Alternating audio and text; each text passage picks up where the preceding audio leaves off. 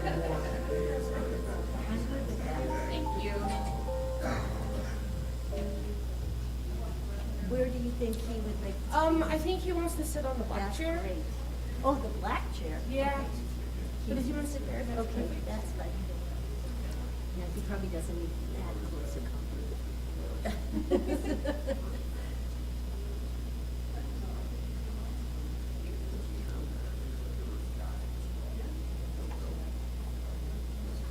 It looks like people from your Sangha have fun. Yes. To listen and support. That's lovely. That's lovely. I'm excited. And nervous.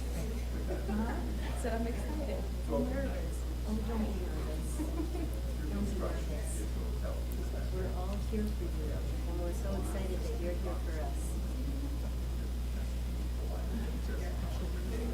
What's happening? No. I was just asked yesterday for something to help with this, and I've been out of town. I can lead from the microphone. Did you want to do it in parts? Probably not. Are you ready?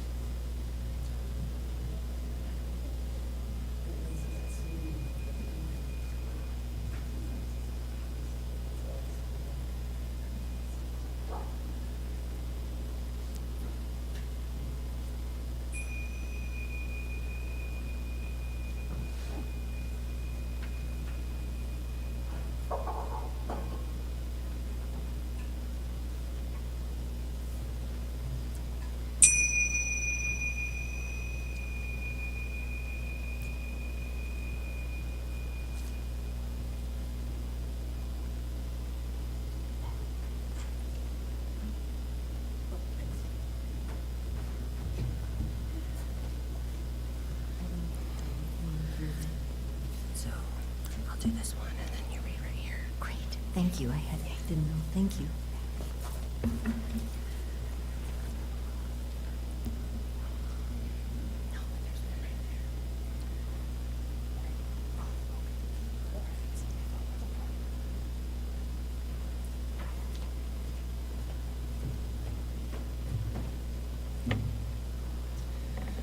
Come seeker, come traveler, come all humankind, online or in person, whomever you love. Come and be welcome at the Unitarian Universalist Church of Cheyenne. Here we are building a community of refuge where all have equal worth and are invited into spiritual exploration as a foundation for hope, compassionate service, and action. This is a place where questions are encouraged, a place with room for all of who you are. This is a place full of works in progress, a place for being human together. Welcome. It is good to be here. Settle in and exhale. This is a time for community.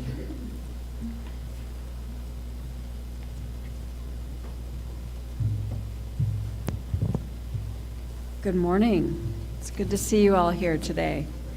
I'm Carol Jean. I'm a member of the board of directors here, and we welcome you to this church where we are on a shared journey to find meaning, connection, and community together.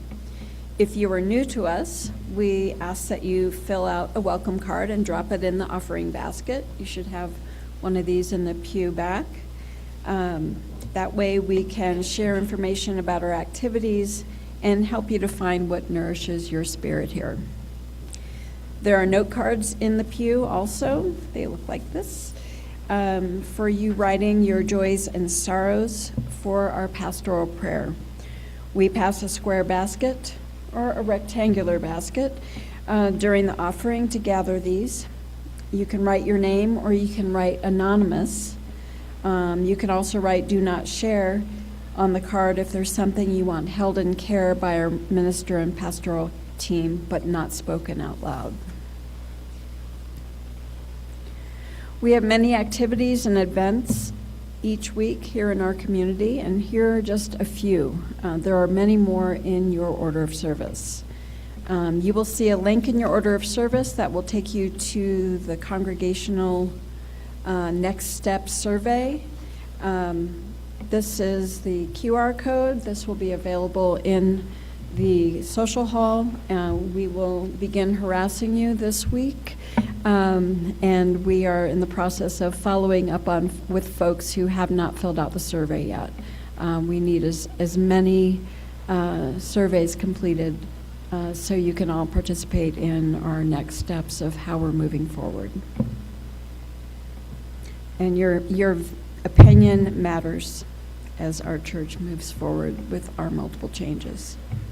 Also, if you're curious to know what there is to do here at church besides Sunday services, join us for our community fair. Next Sunday after church, you'll be able to speak with a representative from all other areas of church. We have everything from volunteering to meditation and yoga, game and craft nights, even spiritual exploration. Pick up a tasty treat at each table and learn more about the areas of the church that you may not have known existed. Ask questions, get answers, have some fun along the way. Also, starting next Sunday, Heather will be unable to tend to the kitchen for 6 weeks because she's having surgery on Wednesday. Please help her on her road to recovery. And we'll need at least 4 helpers. Susan Hubbard has volunteered to help, but we need more than Susan, even though she's a superwoman. So if you are interested in helping out in the kitchen, see Susan or Heather or me if I'm the only person you recognize. I'd be happy to point you in the right direction. And now it's time for our Share the Plate offering ask.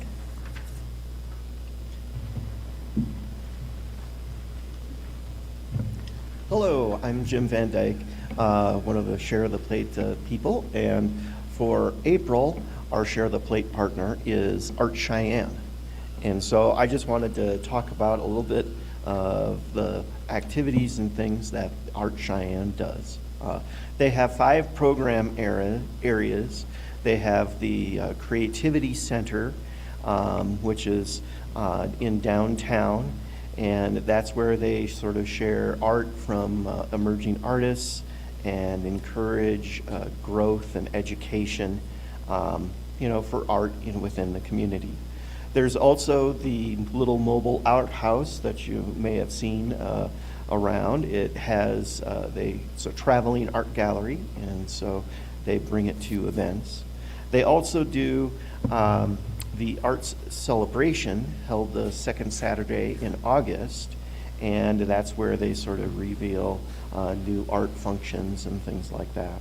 Probably the biggest thing that people are aware of is the Cheyenne Arts Walk, where they go through and they basically you walk around Cheyenne and look at all of the different art. And so they sort of push all of the art, and is a great community. So thank you.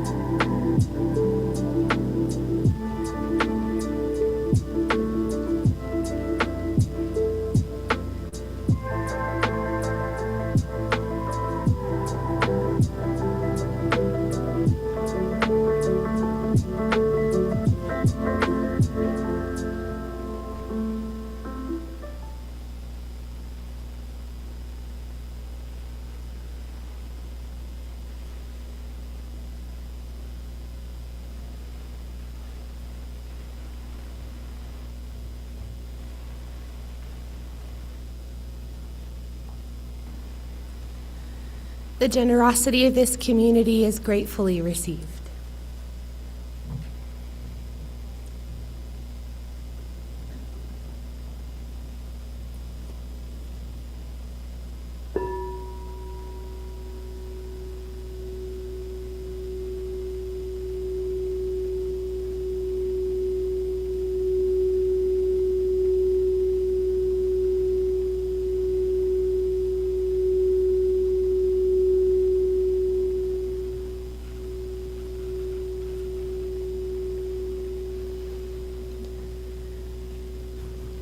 Beloved community, we gather here not to become something other than we are, but to remember that which has never been absent. Before any word is spoken, before any belief is named, there is the breath, arriving and leaving, asking nothing of us, offered freely, belonging to all. In this moment, there is no separation between the one who seeks and what is sought, and we rest in a shared presence that needs no name. The bell does not call us to a sacred place, it reveals that we have never left it. So let us arrive, not in haste, not in striving, but as the mountain arrives in stillness, as the river arrives in flowing. Bring your whole self, your joy and your sorrow, your questions and your quiet knowing. All are welcome here because all belong. Let us sit together in this unfolding mystery, awake to the ordinary miracle of being alive together. Come, let us be in community. For our opening hymn, I invite you to open your teal hymnal and rise in body and spirit and join us in singing number 1009, Meditation on Breathing.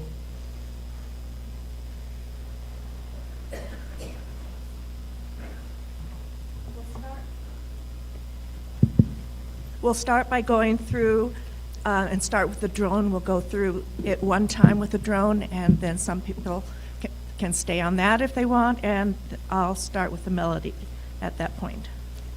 And if you want to do the descant, you're welcome to. Breathe in, breathe out, breathe in, breathe out.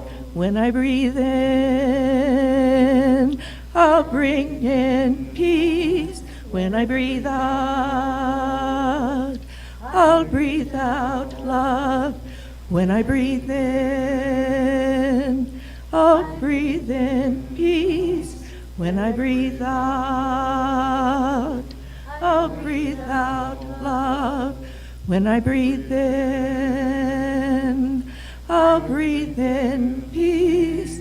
When I breathe out, I'll breathe out love. Breathe in, breathe out. Breathe in, breathe out.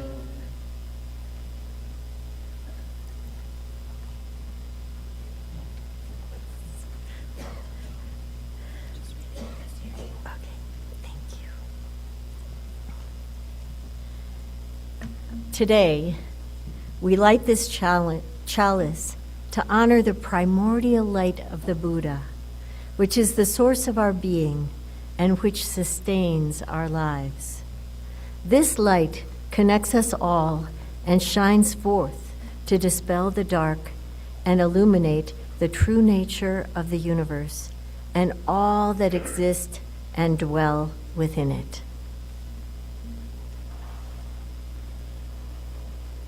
Now will you join us in a spirit of prayer? Spirit of life and love, known by many names and by none, we gather simply to be present with one another, to witness, to listen, to share this moment as it is. In quiet awareness, may we support one another in times of difficulty and open fully to moments of joy. May we dwell together in the unfolding mystery of this changing life. We make space for the prayers of this community. Prayers and supportive energy to the Corley family after the death of Keone.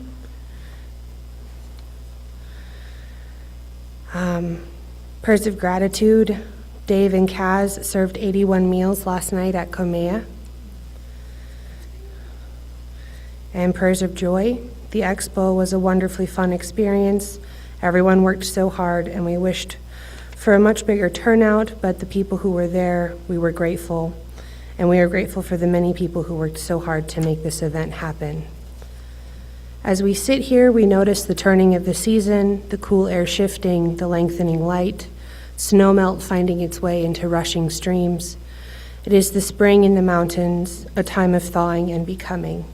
May we receive it just as it is, with gratitude for what changes and what endures.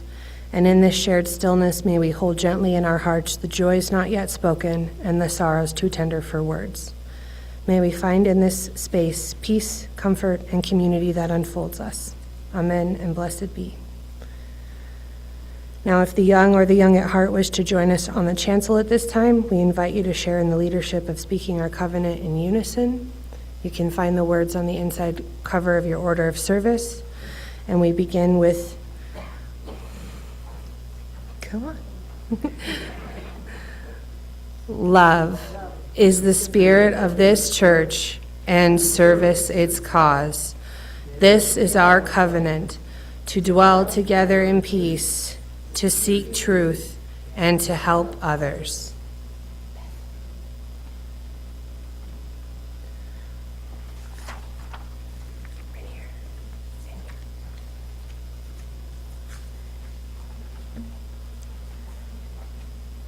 This verse is sometimes repeated before studying Buddhist teachings. Please repeat after me. Pause between, and I will pause between each line. An unsurpassed, penetrating, and perfect Dharma. An unsurpassed, penetrating, and perfect Dharma is rarely met with even 100,000 million kalpas. Is rarely met with even 100,000 million kalpas. Having it to see and listen to remember and accept. Having it to see and listen to remember and accept. I vow to taste the truth of the Tathagata's words. I vow to taste the truth of the Tathagata's words.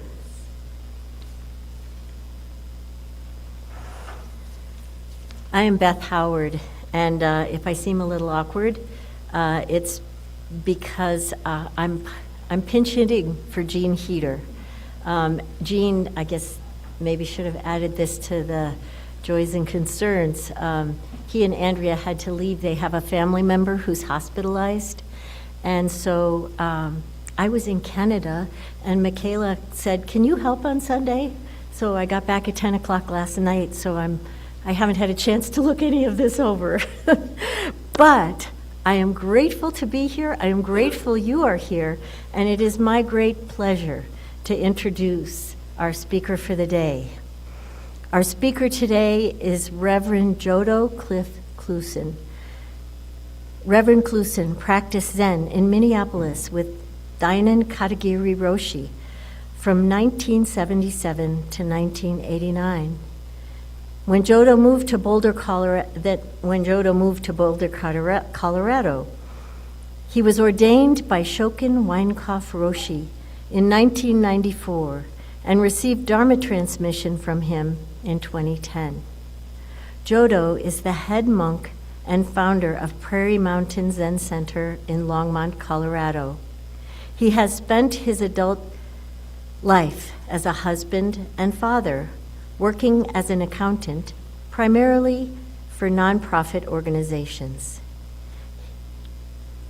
Please welcome him to our community.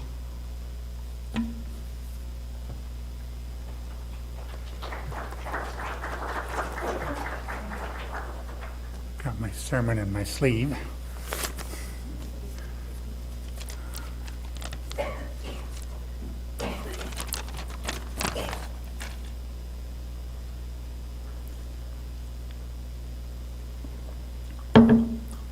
Well, good morning. It's an honor for me to be here. I have a lot of respect for the Unitarian Universalist tradition. Sometimes my wife and I daydream about moving to some other city, maybe a smaller city, but when we look at one, first thing I look, is there a Unitarian church? Because if there's not a Unitarian church, I don't think there's enough people that are like me to be comfortable there. So that's a qualification if we do move.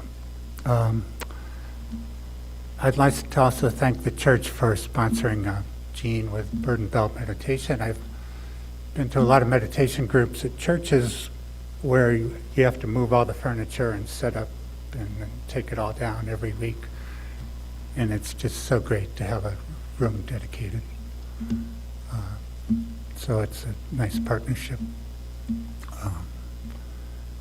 Yeah, I'll just, without Gene here, I can just praise him. Praise to Gene. Hope you know. Okay, my sermon, I call it The Heart of Buddhism, and I'm going to cover it in 14 minutes, so I'm going to talk kind of fast. I'd like to start with the life of the Buddha, but he wasn't born with the name Buddha. He was born with the name Prince Siddhartha of the Shakya clan. And before he was born, the fortune teller told the king, you're going to have a son who's either going to be a great king and a great warrior and have a big empire, or he's going to just be a holy man and have a big influence in the spiritual world. And the king had his preferences, so he developed a plan. He thought, if I shield my son from the hardships in the world, keep him in the compound of the palace, I can train him to be a warrior and he won't be disturbed by the suffering in the world. Well, like many parents that try to control their children, it backfired in a great way. And so the Buddha finally rebelled. I think he wasn't till he's in his 20s, but he got a charioteer to sneak him out of the palace and see what the world was like. And it said on the first trip out, he saw an extremely sick person. And he'd been sheltered from seeing sick people, so he was shocked. With compassion and also worry. The second time they went out, he saw an extremely elderly person. That was upsetting to the Buddha. On all these, he asked the charioteer, does this happen to everybody? Charioteer, yes. Will this happen to me? Charioteer, yes. Third time out, they saw a corpse. Well, that'd be very shocking. So the Buddha was pretty riled up, and it occurs to me, in today's society, we're a lot like the Buddha. We keep sick and elderly away in hospitals. We don't hang out with the corpse. So we have the same kind of sheltered approach. So we can also kind of wake up like the Buddha did. And the fourth time out, he saw at the holy seeker. At that time in India, there were lots of, well, probably predominantly men living in the forest, practicing all different types of spiritual practices and philosophies, and that society really supported people. So they would beg for food, and they were given food to maintain their kind of full-time spiritual practice. So the Buddha decided to leave home, renounce his claim to the throne, and seek a spiritual solution in the forest with the other seekers. Seek, the problem of human existential suffering. So the Buddha tried all the available teachings and techniques over a period of 6 years. He especially tried asceticism, like practically starving yourself, thinking if you weaken the body, the mind will be free, but that wasn't working for him. So he finally decided, I'm just going to sit down under this nice big fig tree and just try to see directly what truth is. So he sat in meditation, and we as Zen Buddhists today like to think the meditation style we do is the same that the Buddha did. And he had a lot of experiences. He had a lot of stuff come up. But after sitting, kind of day and night, well, I try to think practically. He did go to the bathroom. He did drink water. He did get up, but he mainly sat. And he had awakening when he saw the morning star, which he felt kind of answered. He felt he understood human life. And then he got up and he was kind of walking back into town, and he ran into his spiritual friends he'd been practicing with. And they were like, what happened to you? So I'm sure he was kind of glowing and had a whole different sense of presence. And Buddha said, he said, let's just say I woke up. And that's the meaning of the word Buddha, is the awakened one. So waking up, what do you wake up from? Well, I think human consciousness, it's pretty interesting. We're in the present moment.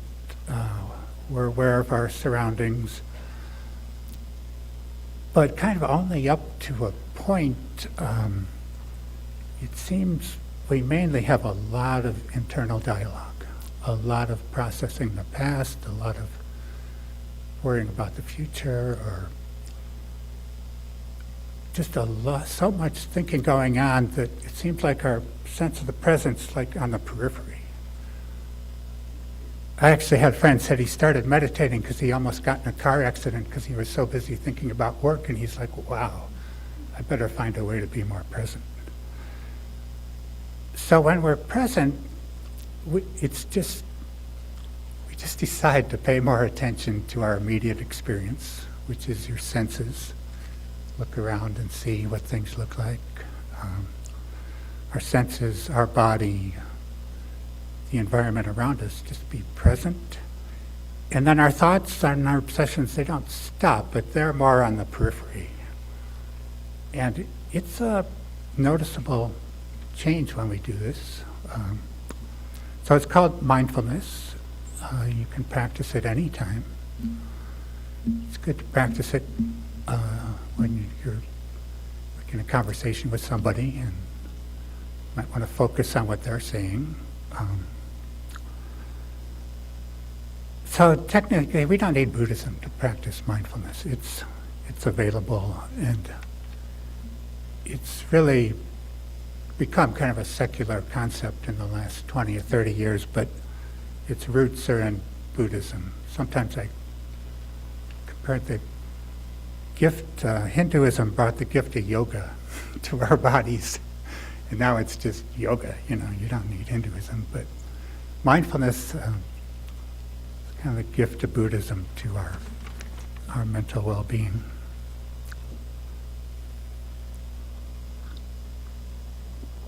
So I'm going to briefly talk about Buddha's teaching. His first teaching was the Four Noble Truths, which I don't have time to go over the Four Noble Truths, but the fourth one is the Eightfold Path of how to awaken, how to reduce unnecessary suffering. And when you hit your finger with a hammer, there's pain, which is necessary suffering. But when you criticize yourself about it, that's unnecessary suffering. Um, and then the Eightfold Path would break it down into three main areas. One is, what's our understanding? What is our worldview? How do we think the world is structured?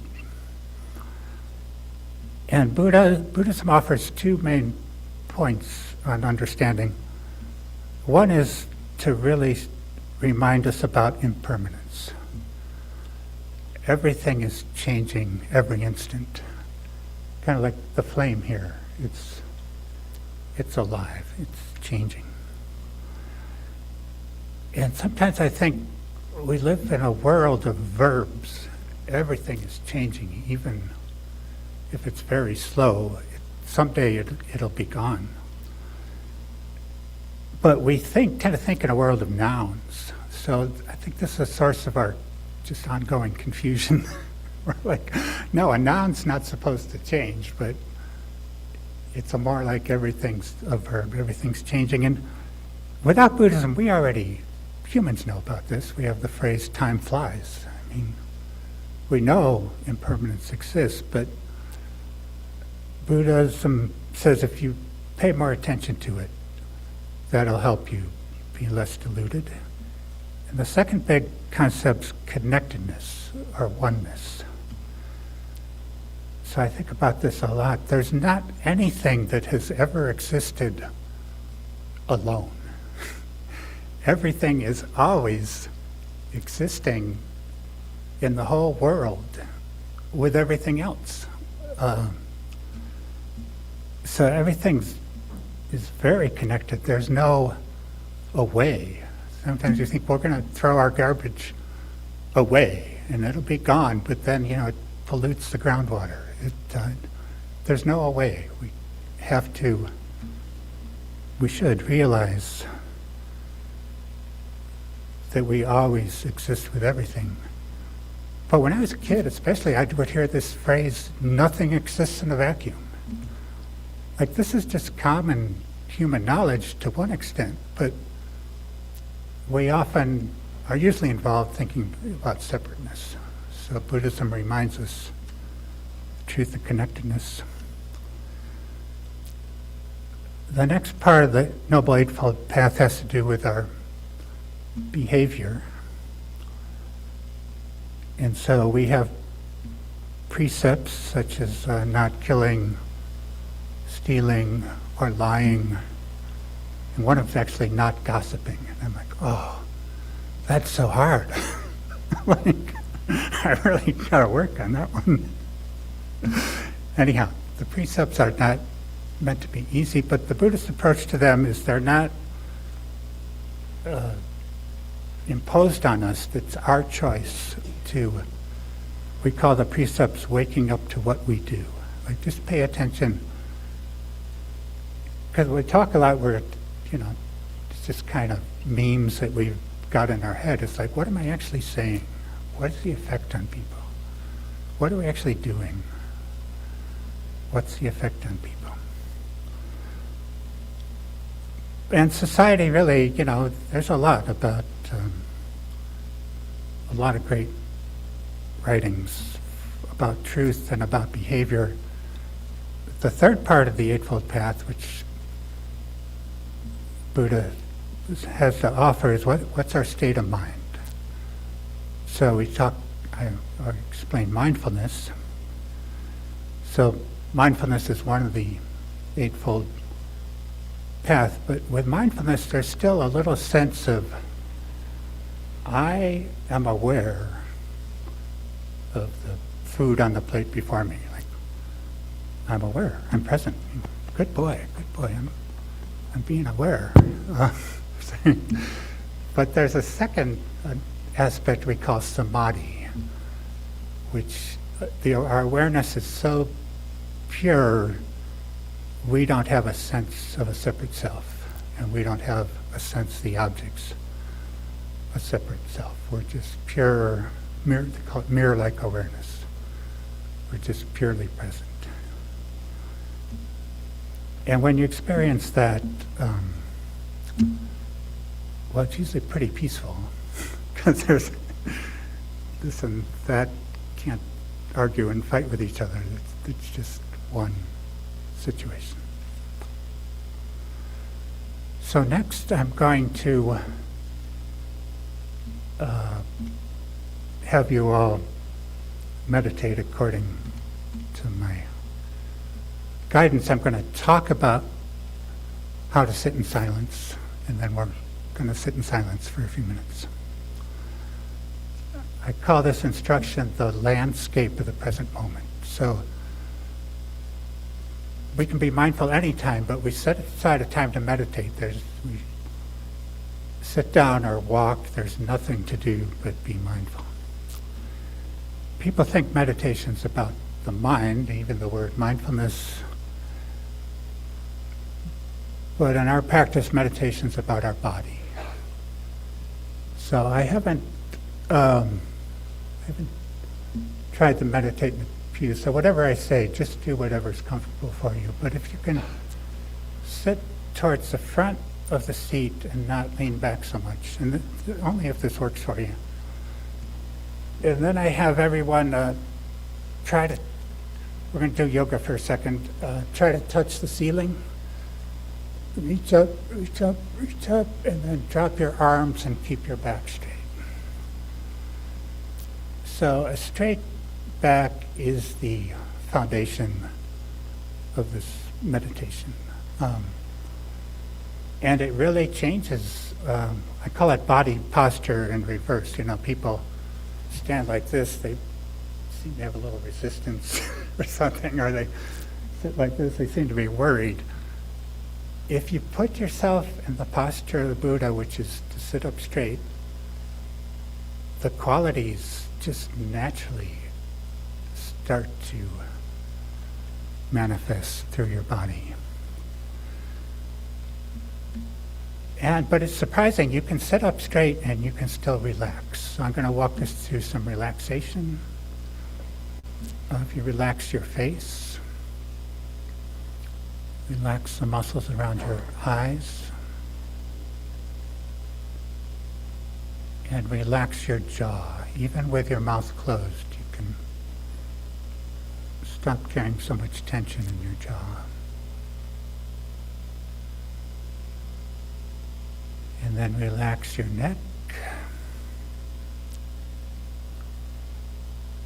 And then your shoulders. You can really let your shoulders drop. We carry so much tension in our shoulders. So with your hands, on your lap, your hands and arms are pretty relaxed, and let that travel up into your shoulders. You can then relax your back.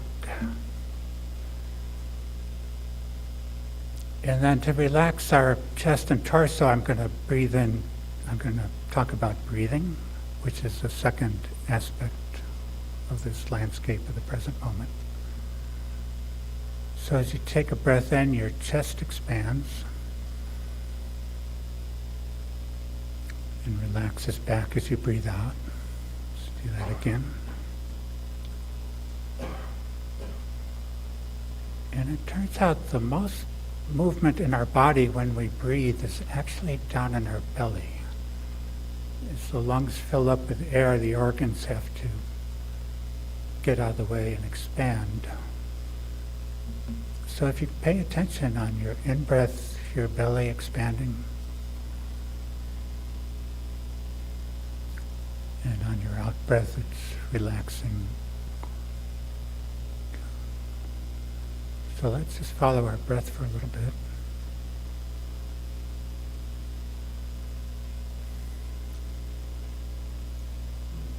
And this is very soothing. I compare it to like a lake with some just gentle waves ebbing up on the shore, or like being on a porch swing on a summer evening, just kind of rocking and massaging our body back and forth.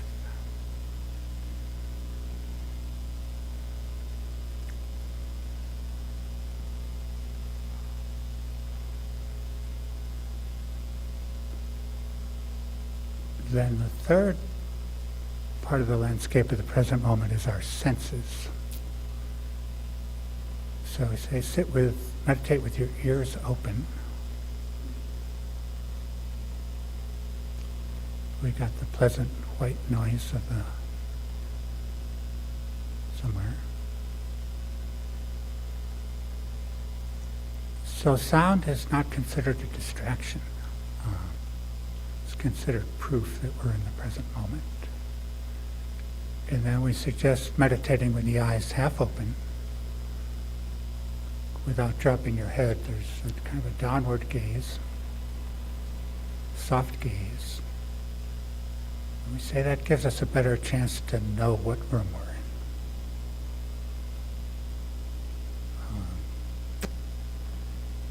And then the fourth aspect of the landscape is our mental activity, which we find seems like we're suddenly not in the room anymore.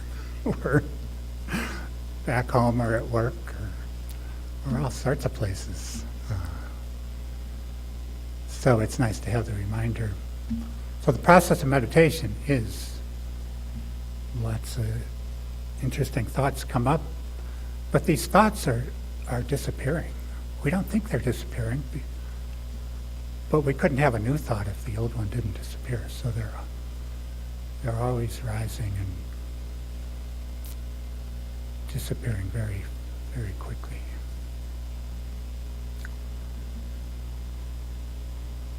A mistake people make in meditation is to think they're not supposed to be thinking. But a comparison is we have a stomach that emits gastric juices, we have hormones, glands that emit hormones, we have a cerebral cortex that emits thoughts. It's perfectly natural, perfectly, this is what it means to be human. And another advantage of being aware of our thinking, I don't have instruction on what to think. So there's just this very organic process where your life comes up, your issues come up. Oh, and then people complain. They're like, oh, I'm just getting worse when I meditate. I got all this stuff going on. Like, yeah, so we got a lot of stuff going on. But we experience this stuff in the posture, the strong, stable, alive posture of meditation. And then the thinking, although it's the most interesting, it's balanced out with... So when I meditate, I just give myself the beginning instruction, Am I sitting up straight? Am I relaxed? My senses open? Where's my breath? Do I have a breath? Oh yeah, there it is. And I'm thinking. And that's it. If you're aware of any of those four areas, you are meditating. So now that you're meditating, I'm going to ring the bell 3 times. And after a few minutes, I'll ring the bell once so we can stop meditating.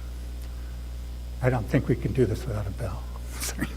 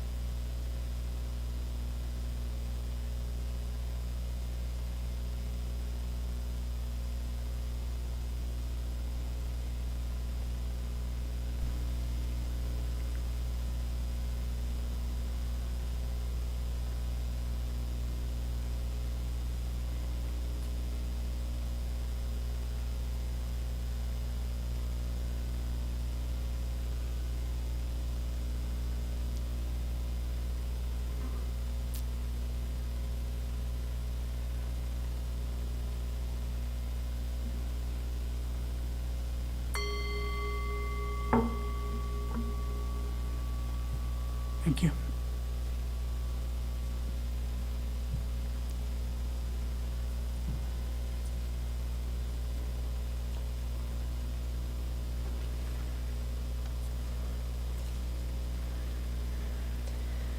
And now, please rise in body or in spirit and join us in our sung response, number 1031, Filled with Loving Kindness, which is in your teal hymnal.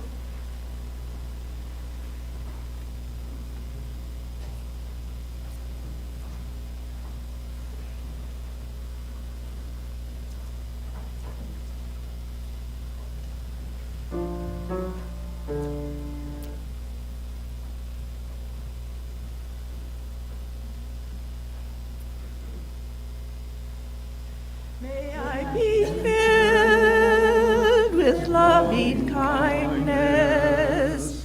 May I be well. May I be filled with loving kindness. May I be well. May I be peaceful and at ease. May I be whole. May you be filled with loving kindness. May you be well. May you be filled with loving kindness. May you be well. May you be peaceful and at ease. May you be whole. May we be filled with loving kindness. May we be well. May we be filled with loving kindness. May we be well. May we be peaceful and at ease. May we be whole.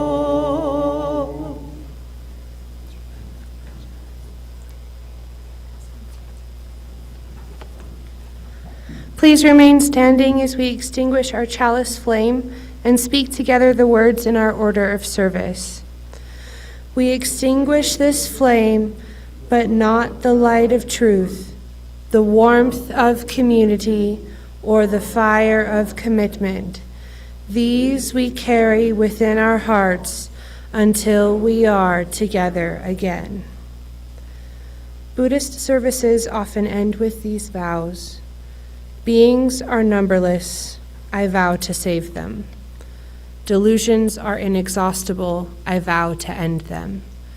Dharma gates are endless, I vow to enter them. Buddha's way is unsurpassable, I vow to become it. Please join us for coffee. Reverend Clusen will be available for any questions during coffee and tea. Thank you.